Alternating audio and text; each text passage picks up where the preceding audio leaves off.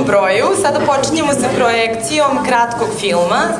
To je izbor selekcije prošlogodišnjeg japansko-srpskog festivala.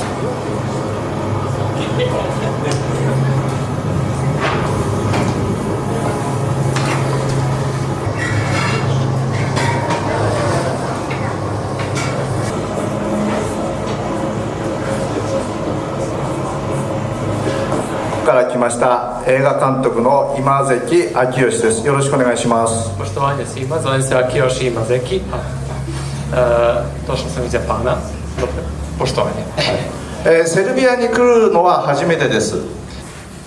とても暑いのですごく驚いています。Jako sam zatežen. ですので世界中で一番最初に見るお客さんになると思います。Tako da vi